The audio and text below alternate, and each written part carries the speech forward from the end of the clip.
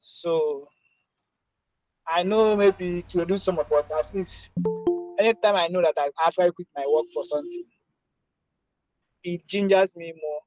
Even no matter even if I'm not understanding what I believe, I can't understand it immediately. And making some mistakes, doing some other projects, you see yourself even understanding it better.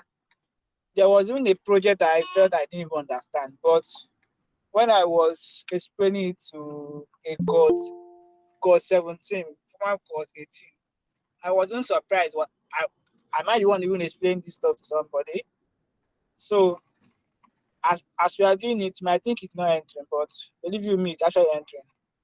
So far, my motivation about this whole program is seeing what seeing it's a kind of a long-term program, long-term plan.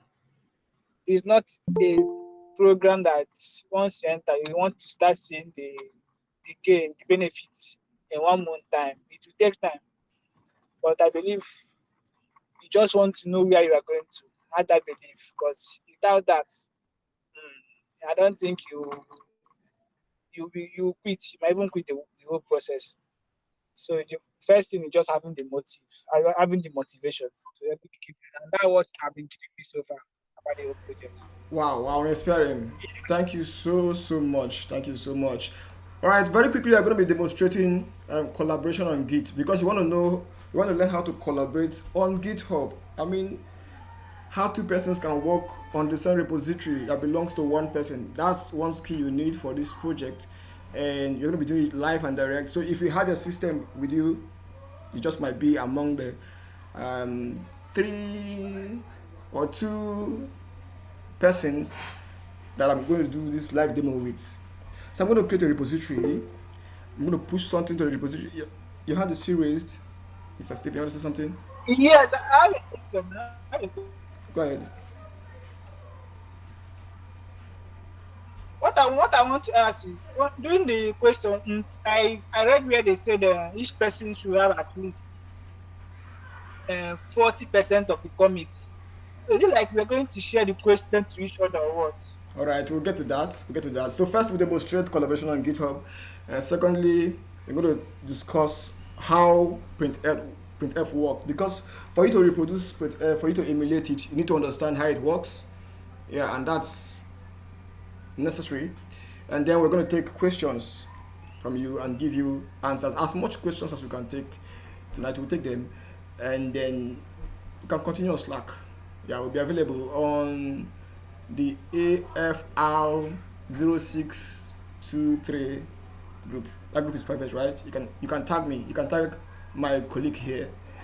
All right. Thank you so much. Now let's demonstrate collaboration on GitHub, and I'm Hold gonna on. share my screen right now. Sorry, hold on, please. Please go ahead.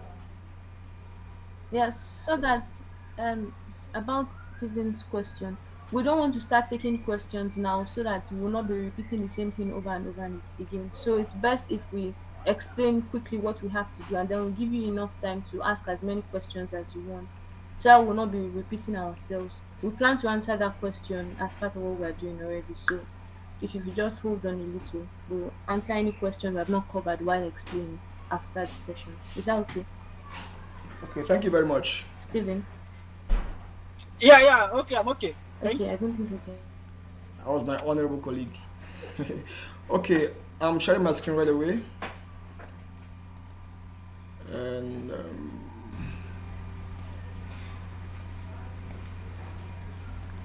here we go. I believe you can see my screen now. What's this? Okay.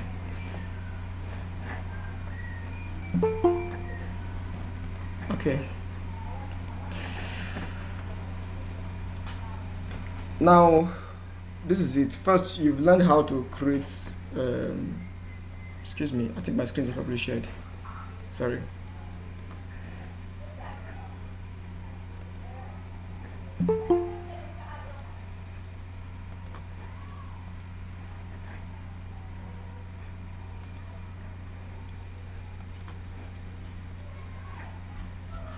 Better now. Okay. So first, I'll quickly create a repository. This is something I believe you know how to do. You can click here and create a new repository. Now the repository is mine. Aisha, I hope you're ready. You're my first collaborator. So I need the first three persons to paste their GitHub username. If you're using the system, you are going to be part of this. The first three persons to paste their GitHub usernames as um, and if you're connected with your system, that makes it faster, right? So let's create a new repository. I'm going to call this collaboration. Of course, your own will be named printf. So collaboration. This is a new repository, and you can put anything you want to put here. Just some demo as a description, briefly. So what am I doing? Okay, now I'm going to go ahead and click on create repository.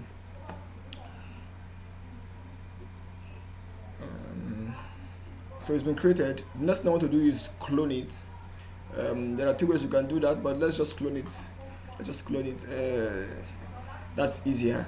And to do that, I need a PAT, personal access token, right?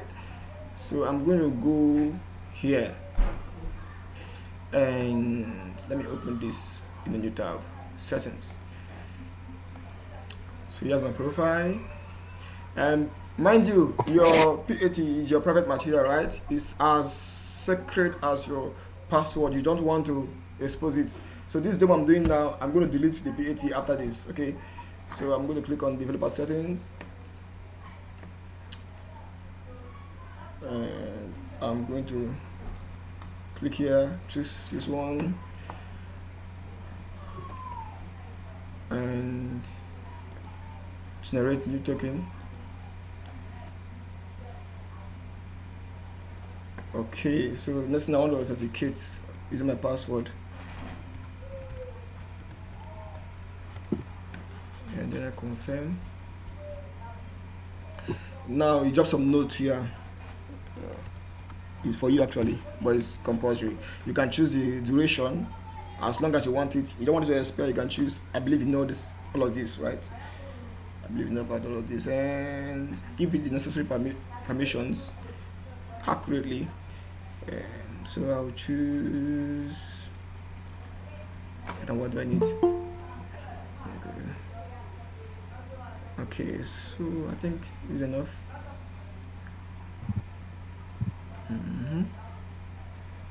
So quickly, okay, user, just in case I'm going to do something more with it.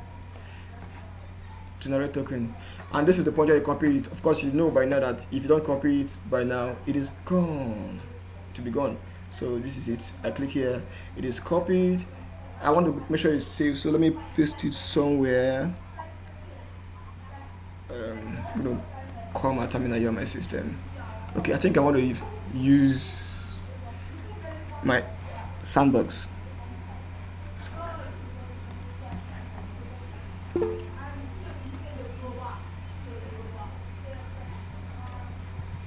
So I'm coming to check for the names, right?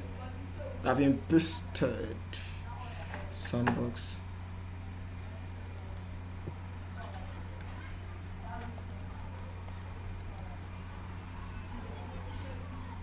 Uh-oh. Okay. I have one sandbox, two sandboxes running. I'm gonna make this one. I'm gonna click on reptile. I'm gonna use this. Someone has a hand raised. Can you please give the questions for later? Why not? Can I ask you a Thank question? you. Or later? Yeah. Yeah, So, could you wait a little so that in case your question, well, we plan to cover your question, it's best to wait until the end of the session. So I will not be repeating the same thing over and over again. thank you so It's much. about this. Thank you. What's it he's doing? Okay. This Yeah, method. This method. He's creating a new access token. Is there another way, like to invite him to collaborate? I don't get that, please. Did you understand? I don't understand you. Go ahead and ask again. You are creating a new access token. Yes. Is there another way, like to invite him to collaborate Okay. with you? The creating the new access token does not have to do with the invitation. This is me trying to have an access token, right? For my Git, my work. Okay. We've not started collaborating yet, so it's not part of it. Can if I can to invite him to my repository and clone it with his All access right, token. sir. Could you please wait? We probably answer these questions while working, right? So just that's why we say you should wait. You might just interrupt the process of. I mean, whereas the question will be answered in the process. Just stay and watch, okay? Thank you so much. All right. The next thing I want to do is git clone, and I want to have HTTPS this, and I want to paste my token here, and then I'll type in acts, and then I'll go with github.com slash my username on GitHub slash the name of the repository. I think it was collaborate. Let me check. Collaboration. So then dot git. Okay, if there's no error here, it should work. So it says I appear to have what's up? Not found. There should be a mistake. Collaboration. Nobody called my attention to that, right? Interesting. Okay, so I'm gonna do this collaboration because if you don't spell it correctly, it won't work. You have to be accurate with everything. So, warning: you appear to have cloned a repository, an empty repository rather, which is true. So, before I push something to this repository, I'm going to add my collaborators now. Aisha, do I have your um, GitHub username now? Okay, I'll send Oh, nobody has even sent. it. It's in the chat. Okay, this is Someone what. has sent, but I sent mine now. Oh, okay. So what I want to do next, what I want to do next is come to this repository, click on settings. Now it's not the settings that is here on my profile or this job this what's it called now? Is it drop down menu or something? Is this other one? What's happening? Okay, this other one. You click on this setting that is here because this setting is for this repository, and then the next thing you want to do is let's try to load, and then you come here. You have a button here for collaborators. You click on it. Yeah. So it says add people. This green button here. Add people. Now you can choose to type the person's username or full name or email. Any of them will work. Right. So I'm going to paste what I copied here. You can see that she's already showing. So I click on it and she's invited. She's going to get an email. Right. Once she gets an email, and she'll be she'll have the opportunity to accept, and when she does that it will show you. So Aisha, I want you to do that. Now it's showing pending invite because she's there Okay. to accept it. So when she does that, it's going to show that she has accepted it and that she's a collaborator to this repository. And then I'm going to stop sharing for her to share her screen and show us how she's going to clone it from her end. So those questions on which PhD should I use, what's username, stuff like that, you see it answered now. Okay. So I shall do it to inform me when you've accepted the invite to. One minute. I'm I'm working on that. Okay. Okay. Alright, while she's doing that, let me push something to this git. I'll go to my sandbox here. I'm going to move into the repository. Let me just push an empty file, um, empty file that has my name. So empty file with my name. So I'm going to git add the file I just created. I'm going to git commit. We just write print, well, let's say git collabo, git collaboration, waiting for your signals, Aisha. And then of course, very important, you want to do this right, you want to make sure it is configured. So I'm going to copy this.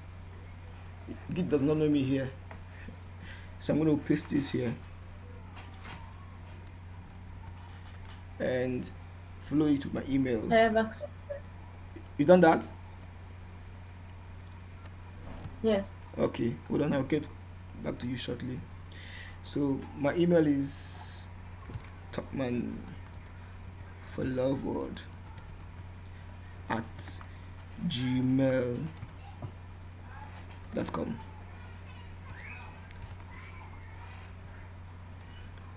Okay, so I'll press enter. I'm going to paste the same thing that I copied, but this time it will be user.name, and the name here is your username on GitHub. I believe you know this by now. So Paul-Dike is my username on GitHub, and enter. So I think that git commit worked. So let's git commit again. Alright, now let's git push.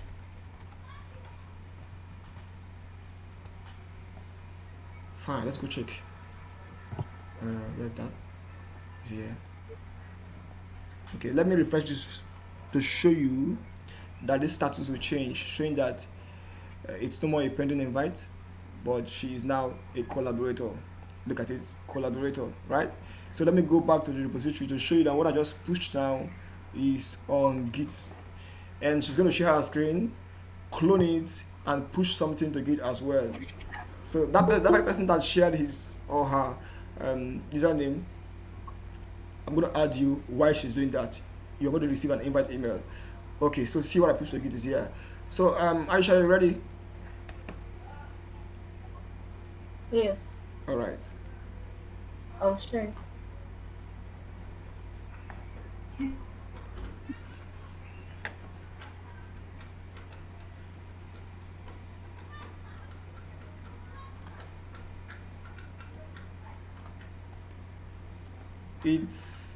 It's a max. I'm adding you right away.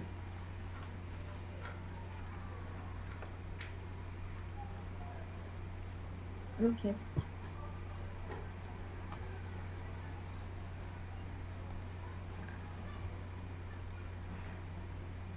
So, can you see my screen? Yeah, screen is shared now. Okay.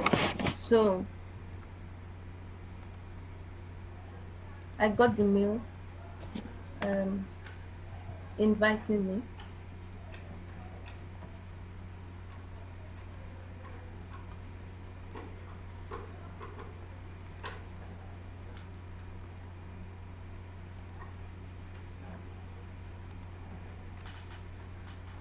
Sorry, it's slow.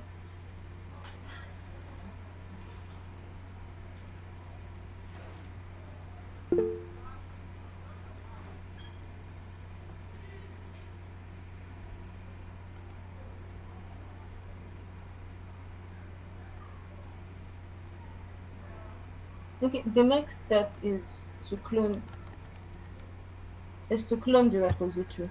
All I have to do is to clone it on my sandbox. So the command is git clone, and then um,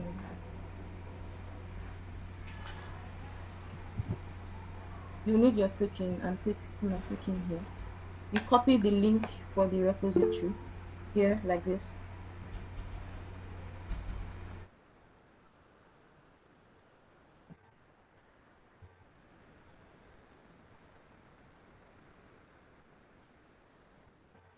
You paste it. You are cloning.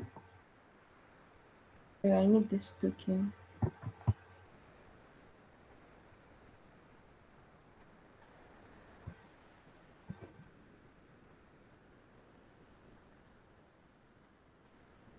I'm cloning with my own token, not his own token. My token which I already have. So it is git clone the link of the repository, which is https the colon double forward slash, and then your token at github.com and the rest of the link. So I have cloned into the collaboration. When I cd into this collaboration repository and I do ls, I can see every change. I can see the Topman file that he made. So that's all about collaboration. The author makes the repository and invites a collaborator. The collaborator, which is me now, I accept the invitation and I clone the repository with my own token. And when I clone, I have access to the repo. Now I can push whatever I want. Sorry, I I want to ask a can question. make my own. Hello, ma. Yes, Sorry, the token you are using is yes, your own. yes, That the token you are using is your own that you created, or it's yes. one It's that mine. so you create your own. Yes, you use your own token. I created mine. Please, could you push something to the repository? Okay. Uh,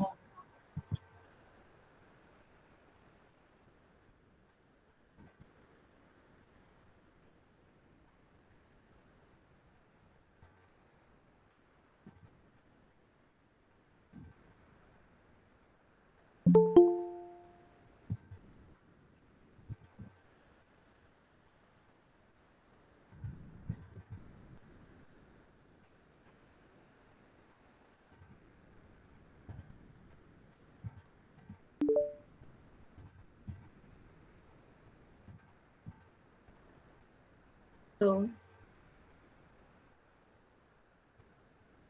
the same way you have been pushing, same way, all you have to do is to clone the repository which the author would have created, and then you have access to the repo and you have push rights. Right now, I created my own file called Aisha. I added committed and I have pushed it to the repo. Now, Topman can pull my file on his end to access what I've done. If you check here in the GitHub repository, if I refresh this,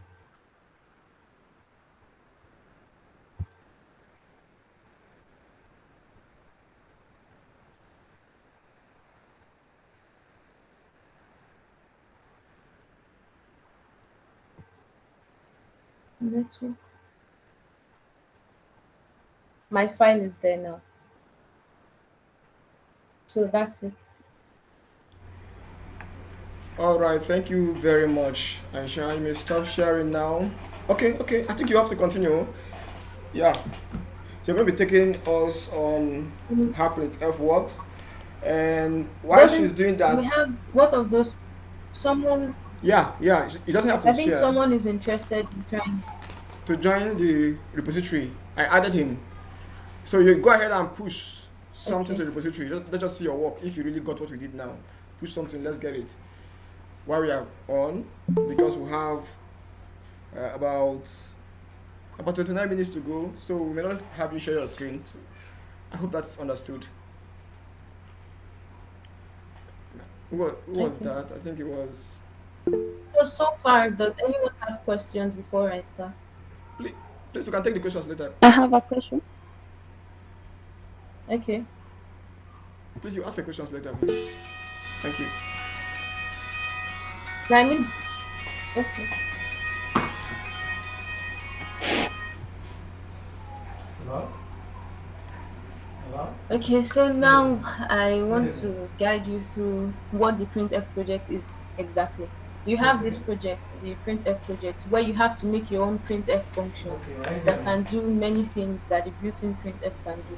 And it might seem overwhelming, but I would advise that when you have a big problem like this, the best thing is before writing any line of code at all, make sure you have like an outline written or in your plan on how you are going to solve it.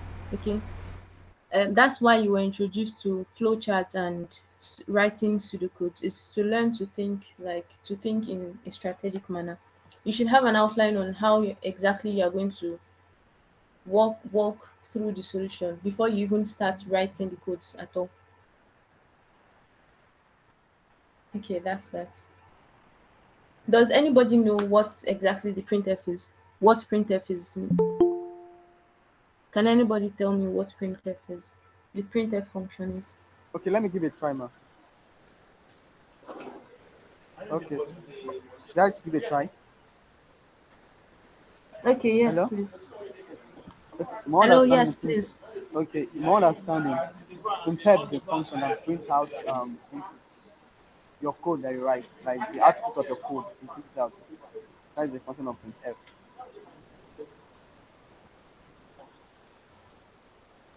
Okay, yes, that's correct. And that's what printf is. It prints a format string that you give to it. But do you know what the f in the printf means exactly? Anyone? Why It's a the f is there? it's a function. You see, if you That's a function, uh, presenting function. I was thinking maybe like hello, the format, the data type. No matter the data type, you can print it. So F for format. yes, yes, that's it. The f is for formatting.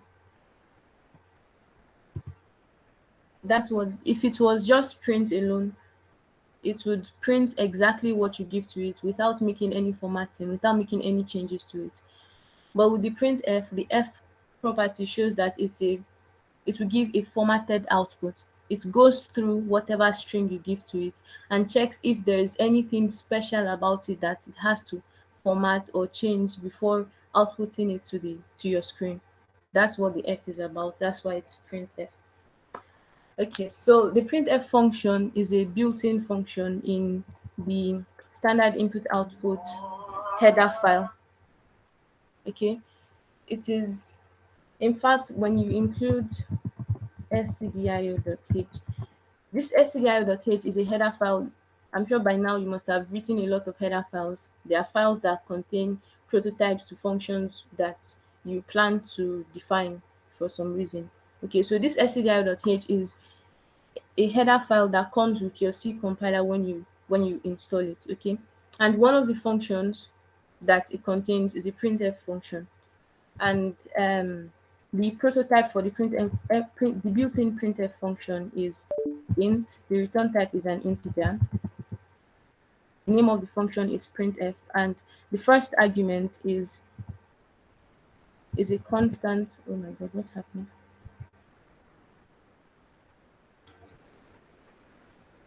Okay, it's a constant character pointer named format, and then you have the ellipses.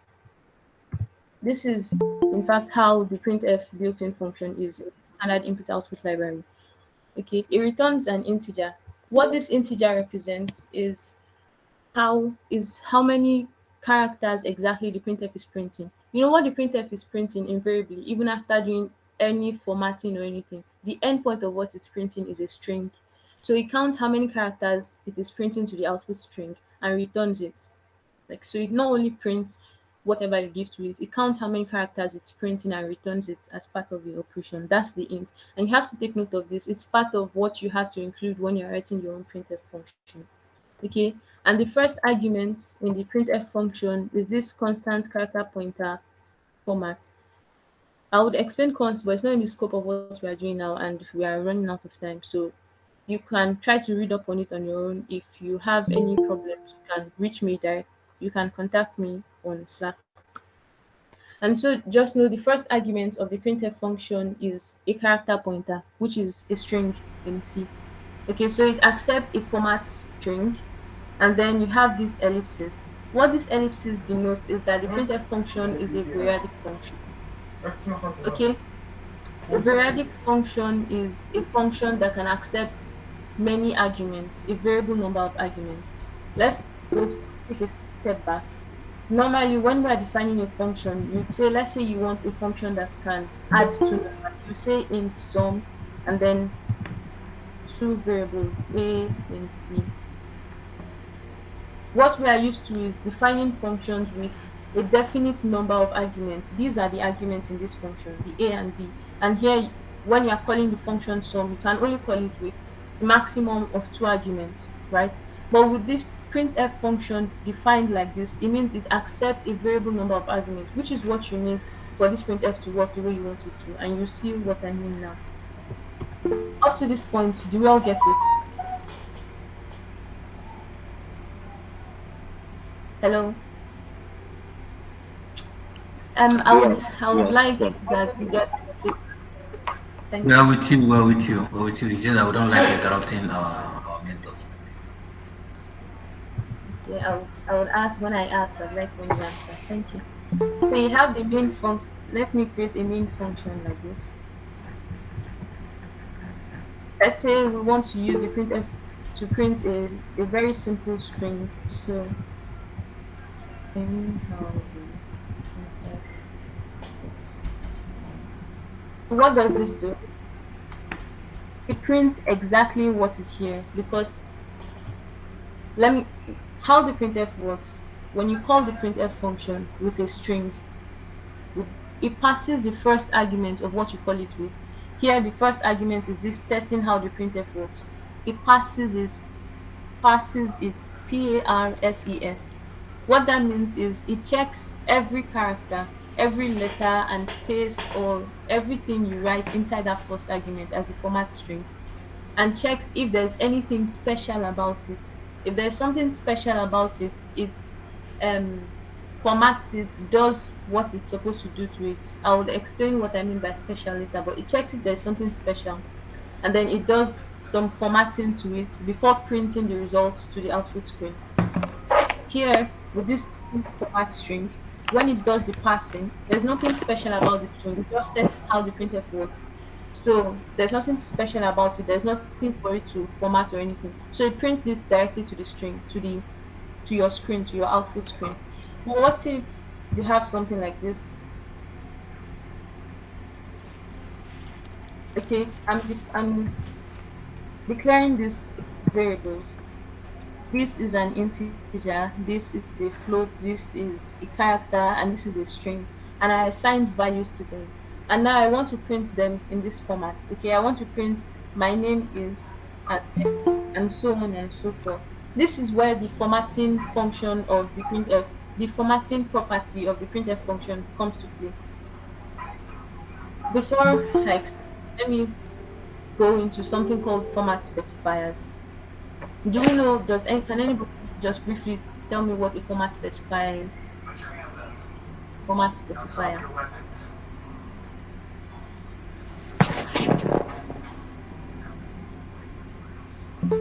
They are Okay, those fine. that We're running out will of be equal to plus. yes, yes, those percentage D, percentage F. A format specifier is something in C programming language that starts with a percentage sign and then you have a letter after it or a combination of characters. And that percentage, whatever comes after it, it represents something. It's like, let's say you want to deposit the money into a bank. There are some ATMs that allow you. Can you mute your mic, please? Where's that? There are some ATM machines that allow you to like put if you want to deposit money, you can slot your cash into it, and if you're using coins, if you're in a country that uses coins, you can slot your coins into it also. And those ATM machines, they have these labels like a spot for putting cash and a spot for putting coin. So that means that spot, the one for cash, is expecting you to put cash into it. Like if you put coins into that place, it's going to cause an error kind of. That's kind of how format specifiers work. They are like containers that are expecting something, and if you put something they're not expecting into it, it's either they try to convert what you put into it into what it's expecting. And the basic format specifiers we have in C, they are percentage D. which is expecting, it's a format specifier that expects you to give an integer argument. There's percentage C, which is for characters. There is percentage S, which is for strings. There is percentage F, which is for floating point values.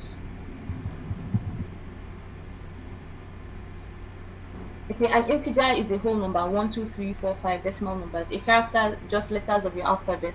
Strings are collections of characters. Floating point numbers are numbers that have decimal points. Okay, so these are the basic um, format specifiers we have. You can read more on your own. So when you have this printf function, what's the first thing the printf does? It does parsing, parsing. It checks through the first argument. The first argument here, when I'm calling the string, Excuse the me, function please. is, Could you please yeah. zoom in? Just press Control plus.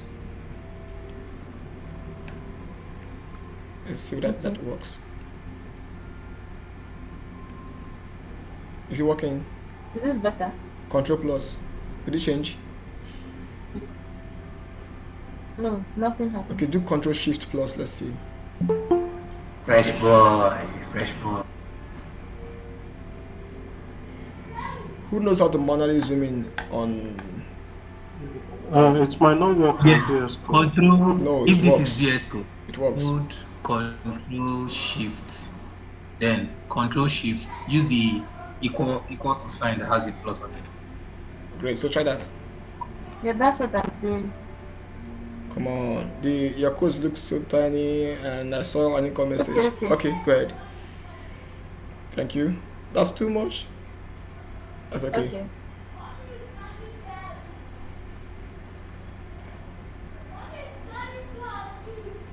How can I reduce it now? I Okay, control so look at minus. this printf What? function. Can go ahead, please. Sorry. Sorry, Go ahead, please. control. Okay, the first argument here is the format string. Okay, and then we have this name arguments, the age, the height, and this thing. So you can see here I'm calling the printf function with one, two, three, four, five arguments. And here I used one argument. This shows you like what a periodic function can do. It accepts as many arguments as you want. So now the first thing the printf function does is it passes your the first argument, which is the format string. It passes this string. It checks every character to see if it's a special one. If it's not a special one, it doesn't do anything to it. If it's something special like a format specifier, it formats it. It replaces it with what it is expecting or what's supposed to be. For example, first you have the M, it's not special, so M is M, Y is Y, up to this percentage. When it sees percentage, it's expecting a format specifier. So what format specifier is it? It checks the character that comes immediately after the percentage, which is S in this case. So now it's expecting a string, okay? And then it checks the corresponding argument for that format specifier and replaces it with it kind of. So here you have percentage S as the first format specifier. So the first argument after this format string argument has to be a string also, which here is the name. It's a string that's equal to John. So it formats this percentage S as name, which is John. So from here up to here, it is my name is John. Okay, and then the next format specifier here is percentage %d, which is expecting an integer. The corresponding argument is age, the age, which is also an integer, right? The age here is 25. So it replaces, let's say it replaces this percentage %d, formats it as the integer age, which is equal to 25. And it does for the others also, percentage %f, percentage %c, and like that. It replaces them with the corresponding argument. And then after fetching the corresponding argument based on the format specifier, it does something called formatting the data as required by the format specifier.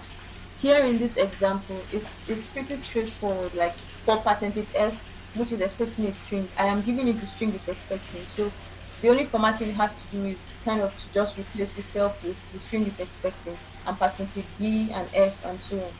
But what if here I am expecting an integer? An integer is a whole number, that's a number without a decimal. And then if this age was a float, let's say the age was equal to 25.4, and I declared it as a float, it's not possible for age to be that float. Let's just say, and I'm using the integer format specifier. What does this do? Percentage is expecting an integer, but it's getting a floating point value. It formats the floating point, okay, converts it. It checks, is it possible to convert the float into an integer? Is it possible to convert a number with a decimal point to one without a decimal point? Yes. So what it does is it removes everything after the decimal point and then replaces the percentage d with that. So Okay. here in this case, Hello, instead of Isha. 25.4, you would see that it will print 25 in. Can you hear me? Yes, All right. Thank you very much. Because of yes, I can. time, I want to suggest you stop here for today. Um, because we have to end in the next 12 minutes, and that's the instruction. And we need to take some questions if there is any. This is the first meet. We are meeting tomorrow, and we're meeting next tomorrow at same time. And so she's going to continue what she's doing. We're going to learn some more things. Tomorrow we're going to learn about return values, and then talk, if we have time, if we have time, about predictive functions. So please, quickly, who has a question? By the way, I think I'm going to let her continue. If you have a question, raise your hand, and then we'll let her stop. Just continue. If anyone has a question, then okay, there's a hand raised. There are two hands raised. Let's hear from Solomon. Okay. Okay, so good evening. I have a question on my side. Good evening. So, with the cloning of the repository, okay. So I saw that Topman created a repo from his side, his terminal, and then Aisha also tried to Topman added Aisha as a collaborator, and then she also cloned it using her own personal token. My question is, when she makes any changes and pushes, will it affect her repo, or it will just go to the Topman's repo directory since she's using her own personal token? All right, I'm going to share my screen to answer that question. Share my screen to answer that question. Give me some time.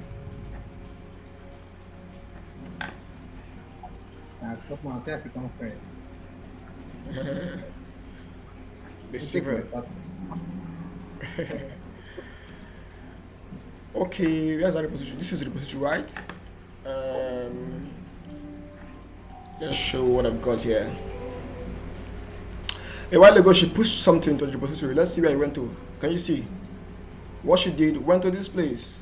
Now, on my local, let me check my sandbox where I was working. Now, if I list what is here, you can see I still have only Topman here.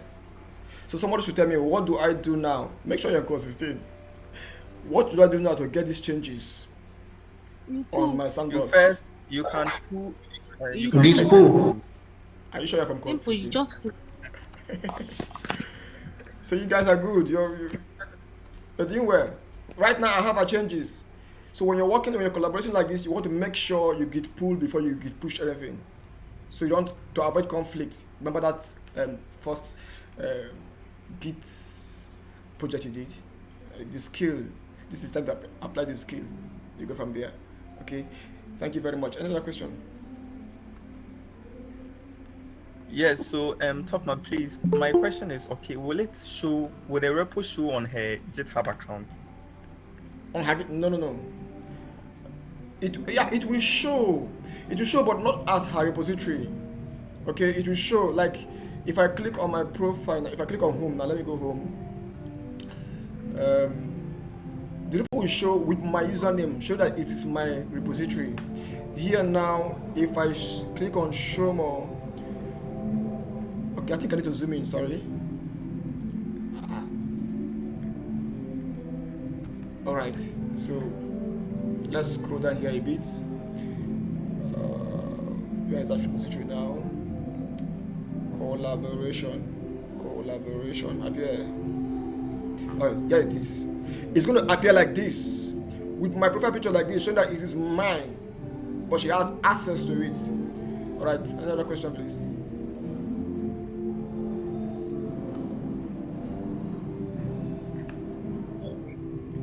Emmanuel, your hand is raised. Ejiofor Emmanuel. Yes, please. How do we clone the repository? What?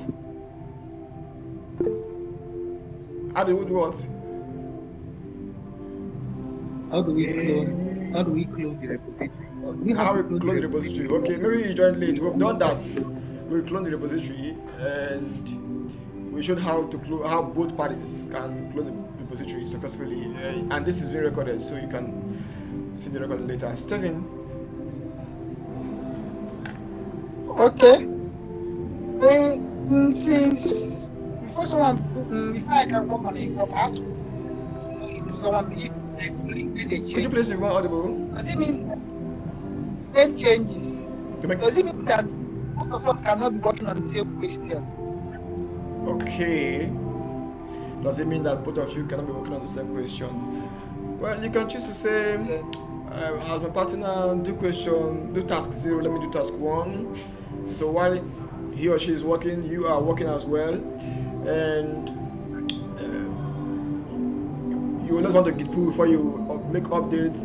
But then, if you get some difficulties, you can't say because you're working on task 1, you will not have to disturb your teammate. You reach out to whoever it is, maybe he or she, reach out to him or her and say, this is my challenge on this task one I'm working on.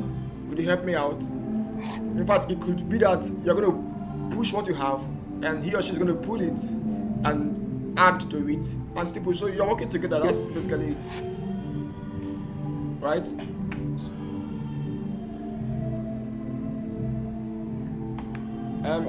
that the series? I have a question. Or still you can just create one brand. Hello? Right, hold on. They said someone is asking a question. Someone posted a comment here. It says, but in the project they said the other members do not fork or clone the project to ensure only one of the team has a repository. Well, you are not to fork any repo, but you are to clone it. Don't clone your mates. Don't clone one that is not yours. Once it is your teammates' repo, it is yours. It's as good as yours, as long as this, or as far as this project is concerned. Someone says, as Yeah, what that instruction means is you cannot. Go ahead, please. No, what the instruction means is you can't clone the repo as your own. You can only clone it as a collaborator. So the both of you cannot make the repository. One person will make the repo and invite the other as a collaborator, and then you can clone it. That's what they mean there. All right. If you have more questions, go ahead and ask. But there's a link in the income message. Please, I beg you, fill it. It's feedback from That's How Alex we know, or people that sent us, the mentors that sent us to you. We know whether we really did the work, and we know how we will do the work. If you have some complaint, don't be scared to put it there. If you have some suggestions, please as well, some recommendations or commendations, go ahead. Right. So fill the form. You can. It's simple. You can fill it right now. Any other question? We have about 5 minutes. Yeah, my question is oh sorry, can I continue? Go ahead, please. Okay. It's not better for us to be working on different branches Great. instead of work then after we can merge the two branches together. That's great if you ask me. You can choose to. I mean, like I said earlier, this is the time for you to practice what you learned from that GIS project, that very GIS project you did during your onboarding stage and during your probation stage. Okay, so you can choose to create some new branch, work on that branch. When you're through and you're sure your code is working, you merge it with the main and push. It's your choice to avoid conflicts as much as possible. Stephen again. Go ahead, please. Okay. What about the I saw an instruction on the questions today that make sure that both of you have at least 40% of the commits Okay, in your Aisha, do you want to answer that? Yes. Go Okay. ahead, please. So what they mean is that they don't want it to be that only one person will be pushing every time. Okay, you have to make the work at least 60 to 40%. So when this person pushes, like when you do, I think it's best if you divide the tasks amongst yourself. I don't mean the tasks one by one, your jobs, whatever you plan to do, it's best if you divide it amongst yourself. When the first person, the author does this and pushes, the collaborator should pull and then do something and push on his or her end also. It's just to ensure that the workload is at least 60 to 40%. Is that fine? Steven. Kindly give some feedback. Is that clear Yeah, enough? yeah, it's fine, it's fine, it's fine. Okay. Any more questions, please? But I just trying to encourage us to actually contribute to our project. Hence, the essence of having a work in a team. Taking the right job on how it will work. So, help me to do it. Please be audible, Each of sir. you make it contribute. Always find your own way to contribute to the project.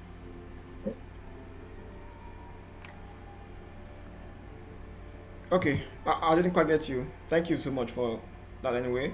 I can see a hand raised. Oh, the hand is not raised anymore. Okay, the hand is raised. Michael, but before you talk, let me read something out from here. It said, what if other person dropped along the way and I can't get hold of them? Aisha, you want to attend to that? Before we do that, let's hear from Michael. Those will be the last two questions. Michael Oshogwe, please ask the question. Okay.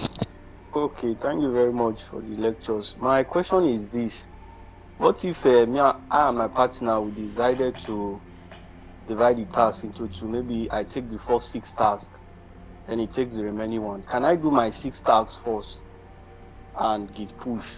Then he can later pull them and put his own back. Is it possible that we all we must be working at the same time? Or Okay. can I be working on my task and at the same time he will be working on his own task? Maybe I did the first six, he did the remaining task. Can we just be doing it together that way? Will it not have any effect? Thank you very much. Thank you very much. I will leave Aisha to answer these two questions. One is, um, what's that again? If someone drops along the way, and you can't get hold of them, that's if your teammate drops. And the other one is, you just said what will happen if you want to start from task, let's say task 14, task 13, something like that, right? If I got it right. And the other person is taking the first six, you're taking, so could you push first? Just like that. So Aisha, go ahead. Attempt to that question, please. Okay. So on the question about if your partner drops out, I think you have to reach them. You have to reach maybe Irene or one of the mentors. They can tell you exactly what to do. I'm not really sure what to do in that case. You have to reach them. You can send a mail to them or contact them on Slack to let them know what the issue is, and they'll get back to you. And about if whether you or you and your partner can split the tasks, yes, you can, but it's not really advisable. The aim of it's not just the project is given to you not just to get the scores, it's also to understand what you are doing. If you divide it like that, then your partner will understand how to do 1 to 6, and then you understand the rest, and that's not really what they want you to do. They want you to learn together and also learn how to collaborate together. But if you decide to split, you can actually split and then maybe have a meeting together and both of you will share ideas on how you got the tasks done. You can do it that way.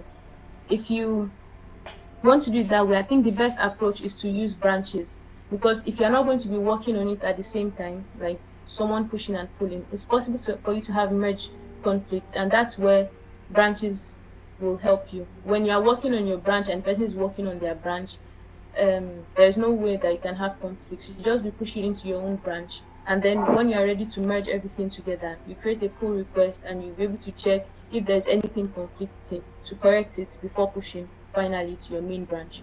I hope that answers your question.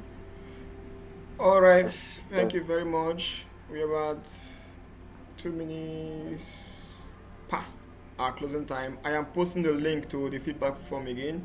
Please just click on it and respond. Click on it and respond duly. My name is Topman Paul-Dike, And with me here is. Ah, go ahead. Come on, tell us your name.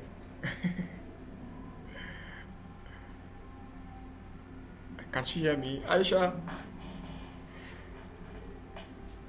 Oh, sorry. Yes, I am. Thank you for coming. Alright, so It was nice. we're This meeting again session was nice. tomorrow. If you have any issues, you can always reach me on Slack or tag me in the group. I'll always try to respond. Me too. And we're meeting again tomorrow. Same time, same link. Yeah, same link, same time. Please, Aisha, which group should we tag you? Which group? Because The group is named Is AFR 0623. 052. Is it 05 or 06? It's 05. Oh, I forgive me. want the Zero link, five. please. I want the link. To some Slack channel. Oh, okay. Sorry, I thought it Uh, was a WhatsApp group. So Slack channel. What's up? What's up? But either way, I still want the it's link a Slack channel. so that I can reach out to any of you when I want. Ah, it's okay. Okay. Um, It's okay. Okay. 1 minute. Please, what's the name of the group? Code try. Ah, swear. Yeah, it is.